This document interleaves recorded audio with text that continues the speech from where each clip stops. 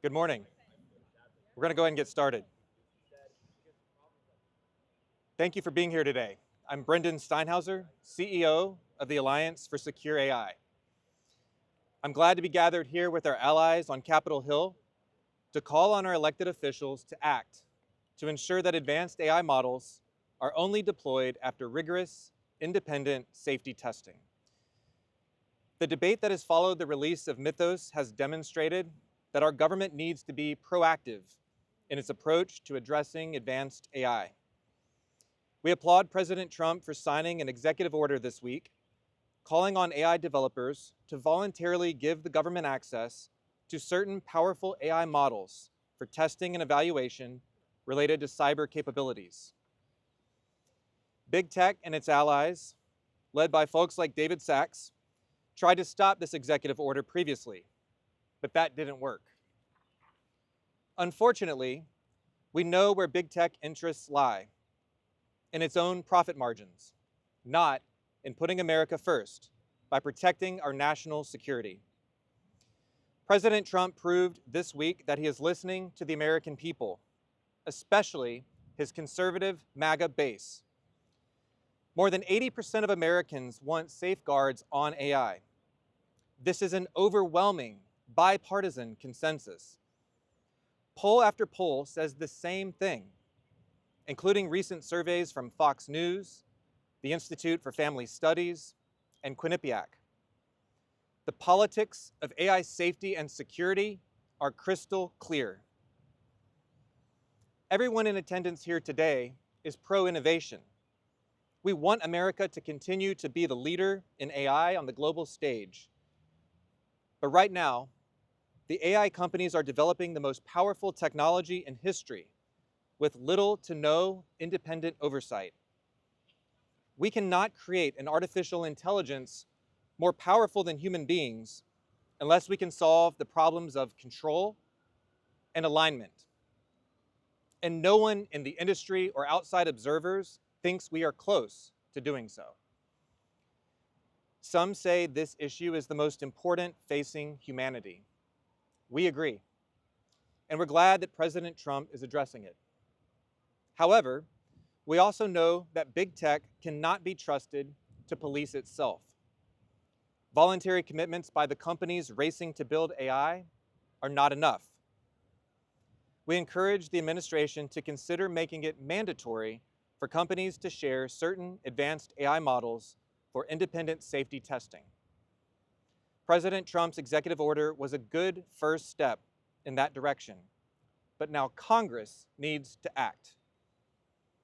Congress should codify President Trump's executive order into law. It should also pass the AI Risk Evaluation Act, authored by Senators Richard Blumenthal and Josh Hawley. This is a bipartisan bill requiring pre-deployment testing and evaluation for certain advanced models. This issue is a matter of national security. AI is already being weaponized to threaten America's critical infrastructure.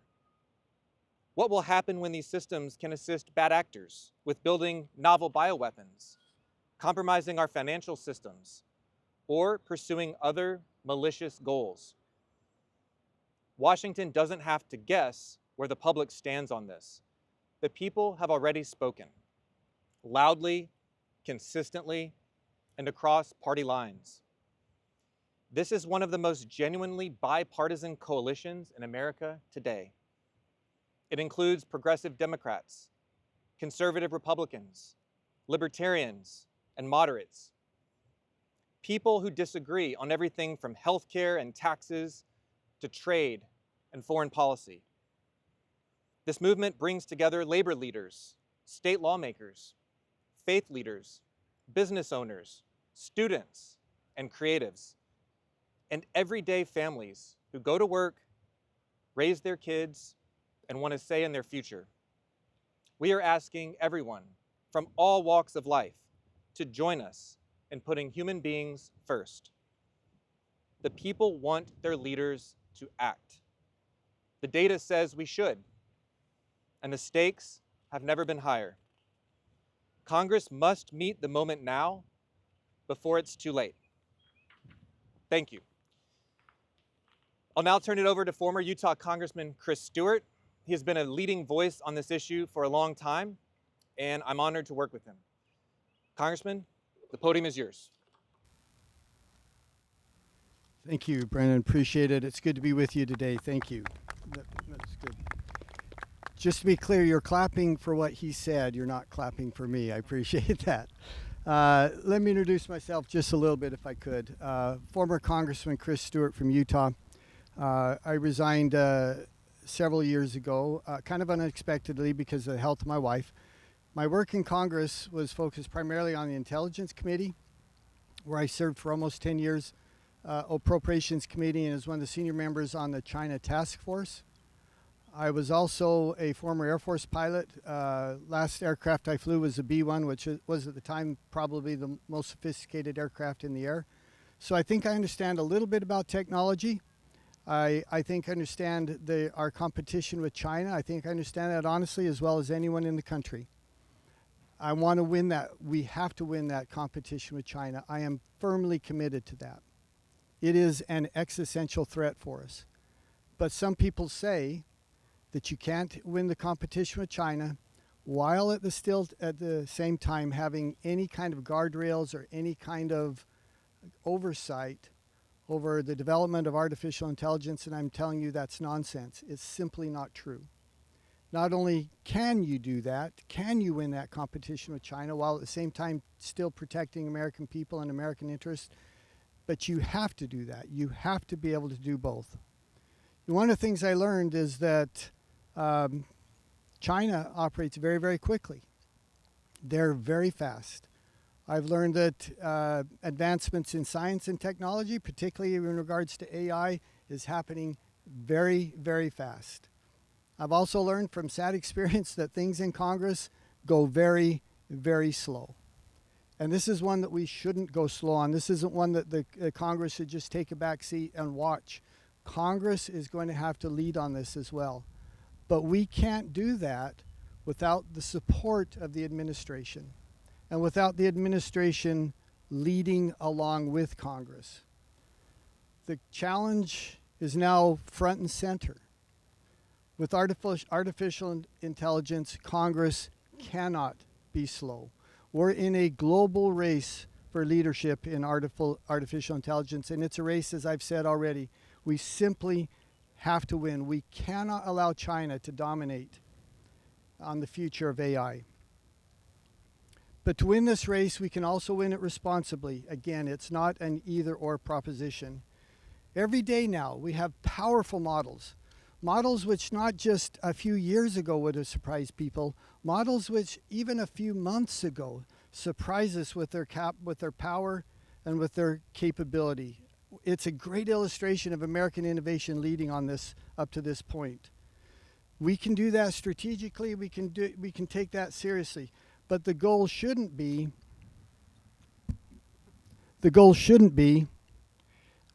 restricting American innovation. That's not what we're supporting. But as has already been said, the vast majority of Americans don't want to concede the policy making and the oversight to Silicon Valley executives. They understand and they're extremely uncomfortable with that idea of saying they should make all the decisions of how we protect American interests and American people, American privacy, how we protect our children. There has to be a role for oversight. History surely teaches us that. Let me conclude by saying I'm grateful to the administration for the leadership they've shown to date. I'm grateful for the president for being thoughtful on this, for the executive order that he released just yesterday. I don't think it's enough. I don't think it's enough to give a 30-day voluntary period. I think we have to have more. Most of my friends in Congress feel the same way. The vast majority of Americans feel the same way. We're glad we're making progress, but we have to continue marching. We can defend American interests. We can win in this race. We can also protect American people, American security, American privacy, our children, all of the things that make our lives worth living. We can protect them at the same time. That's what we're trying to do here. So thank you. I'll now turn it over to a great friend, one of the most innovative and intelligent leaders on AI policy, Mark Beall.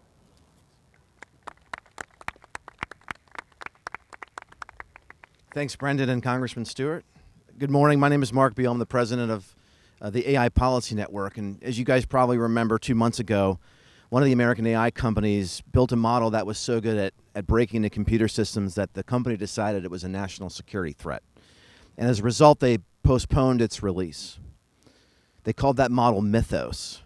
And when they locked it down, they handed it over to our defenders so that they could begin to harden our defenses. This was critical because had that model, and when that model becomes public in the next 6 to 12 months, any criminal or adversary on the planet would have had a weapons-grade technology. But to be clear, that was a canary in the coal mine. This is going to go well beyond cyber. A superhuman cyber weapon was also caught deceiving its human operators, trying to blackmail them, evading their instructions. The real story here is that we are building machines whose power is starting to outrun our ability to understand and control them. And mark my words, superhuman pathogen design is coming right around the corner. I spent years in the national security enterprise working on AI and other issues. Superintelligence is not another tech product. It is a national security issue. We can treat it like one now, or we can learn the hard way later. And I understand, like Congressman Stewart, the objection. Any rulemaking hands the race to China. But I, like Congressman Stewart, believe that we can win the race with China without becoming China. We need a competition floor, and that floor is simple. Before the most powerful models on earth go out the door, the United States government gets to look under the hood. That is not a break on innovation. It is what a serious country does. China does not win because we tested our models. In fact, we will lose if we field systems that we do not understand and we cannot control. I applaud the president for signing an executive order yesterday asking companies to share their models with the United States government before their release. That is a real step forward, and he deserves credit. But it is voluntary, it is 30 days, and it is only an executive order that can be undone. We cannot run national security on the honor system. So today we call on the president and the Congress to finish the job. Make it mandatory, make it into law. We need 3 things to win this race. We need American leadership to promote innovation. We need leadership to protect national security. And we need substantial investment in preparing for the country for what is on the horizon with vastly superhuman AI capabilities. Promote, protect, and prepare. I'm optimistic about America. I'm optimistic about our future. Let's go win this. Thank you.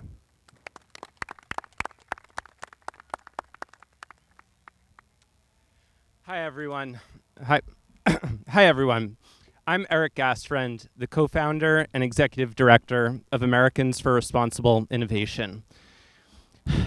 First, I'd like to commend the White House for taking this important step towards securing the next generation of artificial intelligence.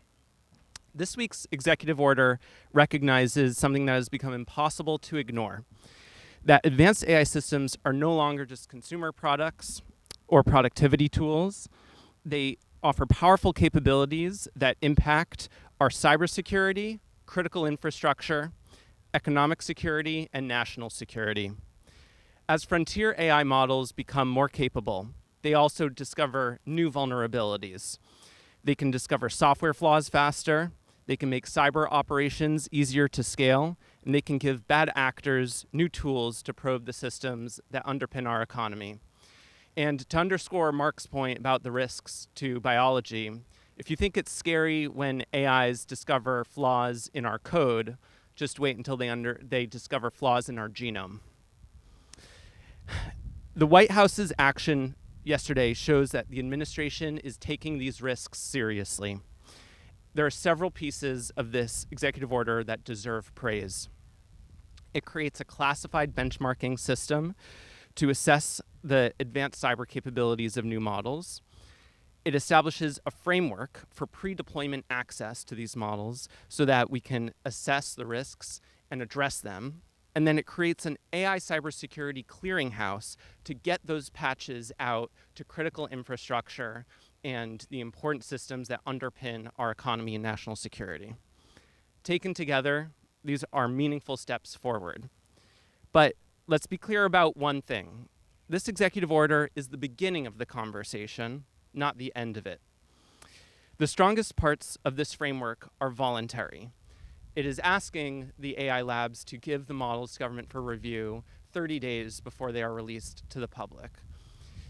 And I expect that AI companies will go along with this. But what if they don't? We can't have a situation where dangerous models are released to the public, everyone is given a cyber weapon in their hands to point at whatever bank or utility or government agency that they choose. That's why we need to make this framework into a mandatory system that should be codified into law by Congress. Congress should follow the White House's lead on this and establish mandatory evaluations for the most advanced AI models. They should be targeted, technically rigorous, and focused on high-risk capabilities. It should be using independent auditors to ensure that the tech companies are not setting their own standards and grading their own homework. Those kinds of standards can prevent crisis and build public trust. We do not want a situation where these models cause chaos and we have a crisis and the public loses trust in AI. That would harm not only the direct impacts on society, but also would hamper our ability to continue advancing this technology so that we stay ahead geopolitically. So I'd like to commend the administration on this important step forward. I think we have important homework to do on the congressional side to turn this into something that is mandatory and clear based on a legal framework and lasting.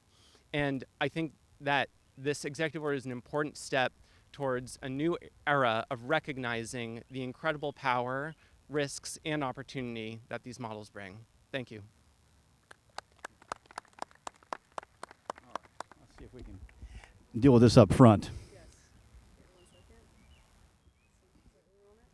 Well, now it's going to have, yeah, I think, going to improvise. Thank you all for your patience in this.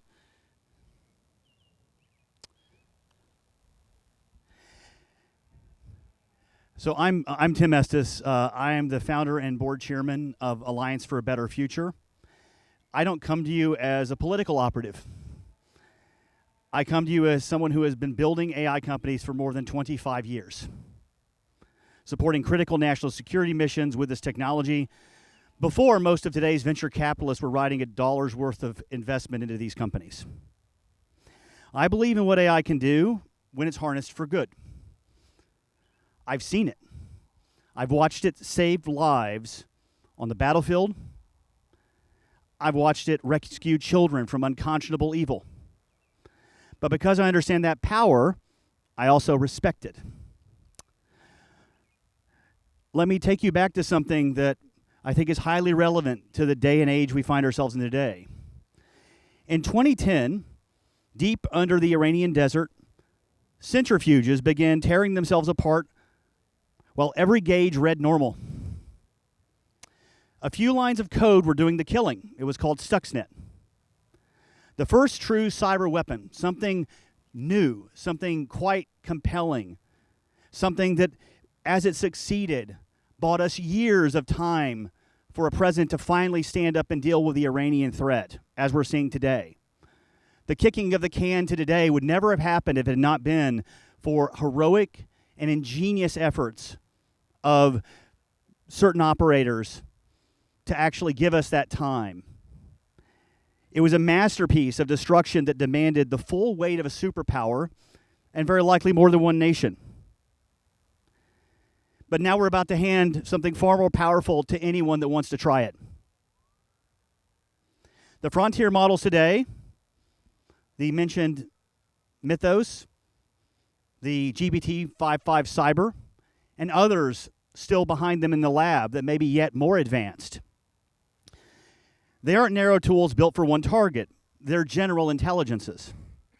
What took a government years, these systems can reason through in an afternoon. The thing that protected us was never just the code. It was almost that no one on earth could write it And now that knowledge is going to be available to anyone wanting to apply it if we do nothing. That's why pre-release validation, it isn't red tape. It's fundamental national security. All of the advances that the accelerationist, that the venture capitalist, that the tech oligarchs are actually promising can be undone with the weaponization of one of these models on our critical industries overnight.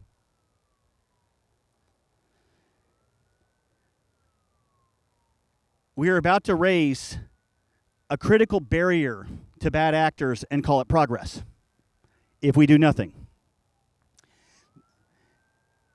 Our grid, our power, our economic security, our hospitals, our markets, they all run on technology that's not that different than what Stuxnet was able to take down 10 years ago.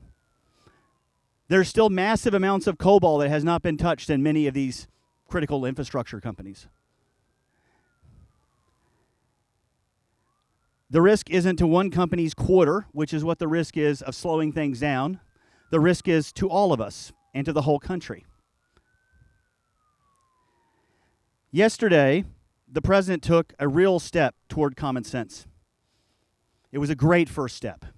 His executive order asked that the makers of the most powerful models to submit them to government testing for up to 30 days before public release. And most importantly, it puts critical national security elements of our government, from the Secretary of Treasury to the Department of War to our intelligence community, into the loop early. This is fundamental. And the idea that some opposed this basic voluntary step should give us great pause about whether they have our best interest at heart. But the president saw through it, and the president signed it. And we believe this is just the beginning. The era of laissez-faire for AI is over as of yesterday. It did not survive the reality that the risks of AI are as large as the opportunities.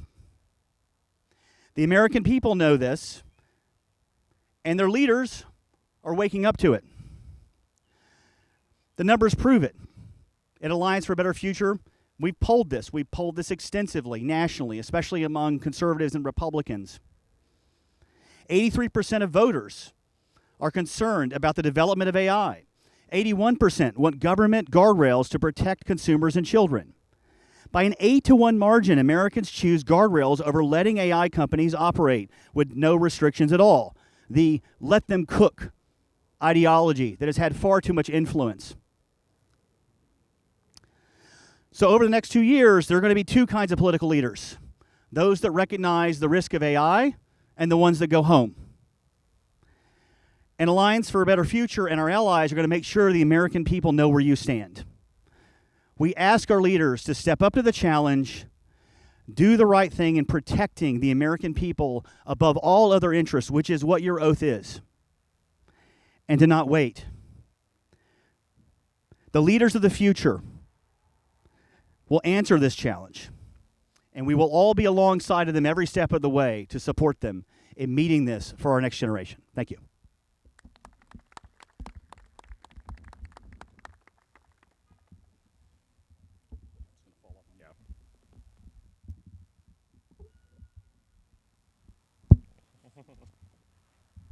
Thank you. What do you recommend? Yeah. All right. Good morning. I'm Colin McGlynn, AI Policy Advisor at Demand Progress. Yesterday, President Trump signed an executive order on AI cybersecurity. The order exists because the latest AI models are powerful enough to successfully attack critical infrastructure and breach federal systems. An earlier draft of this executive order included mandatory pre-deployment testing for powerful AI models. That language is gone. According to Axios, it's gone because David Sachs, the former AI czar, got on the phone with the president and personally pushed to make it voluntary.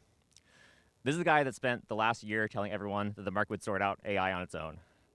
Unregulated AI has been taking jobs, planning school shootings, convincing teens to commit suicide. Is it clear enough now that Sachs got it wrong? That's the news today, but AI isn't going to stop here. These models are now better than human experts at hacking, but the goal of these companies is to make AI that's better than the best humans at literally everything. The companies building them, not us, them, say their models will soon be able to help amateurs make biological weapons. Jeffrey Hinton and Yoshua Bengio, the two scientists who won the Nobel Prize for the research that made these systems possible, have spent the last 2 years telling Congress that we are losing the ability to keep these systems under control. The researchers at these AI companies, Anthropic, OpenAI, and DeepMind, will tell you the same thing. They're scared of what they're building. So Congress has a choice to make. Who is it going to listen to? David Sachs telling us to trust the free market to handle it? Or will they listen to the scientists who invented this technology, the engineers building it, and the American public all asking for the same thing? Real rules set by Congress that don't depend on whether a CEO feels like it. Thank you. All right, thank you, Colin. Thank you all for being here again. We're open to any questions from the live stream or in the audience. So if you have a question, please let us know. And if you want it addressed by a particular speaker, just let us know who that is. So, any questions? Good? All right. So thank you all again for being here. Big takeaway for us, it's really hard to get people on the same stage that argue about politics, about so many different issues. But I think this is really one of the most powerful movements that I have ever seen. It's bipartisan. We've been able to pull together, as Max Tegmark calls it, the Bernie to Bannon coalition. People from Bernie Sanders and Elizabeth Warren to Steve Bannon and Josh Hawley, members of Congress, influential leaders outside of Congress, people leading think tanks, and regular folks from both sides. When we travel across the country and talk to people, real people, and everywhere from Berkeley to Bastrop, Texas, they're saying the same thing. And they could not be more different geographically, politically. When you see people in Berkeley saying the same thing that people in rural Texas are saying about AI, the politicians need to wake up and pay attention, because they're saying it consistently. The politics of this is very, very clear. If you stand with big tech and you do the bidding of people like David Sachs and Mark Andreessen and all these big tech oligarchs, you're going to have a political price to pay. And that's on you come November. That's your decision, your calculation. But if you stand with the American people, regardless of political party, you're going to be okay. In fact, you're going to be doing a great service to your country, to your state, your district, and to the American people. So today, our final word is we urge the administration to continue with this important work. We appreciate them. We want to continue to work with them to get more done. And we want Congress to act and follow suit and push forward legislation that will make sure that we secure AI now for America and for all of humanity. Thank you.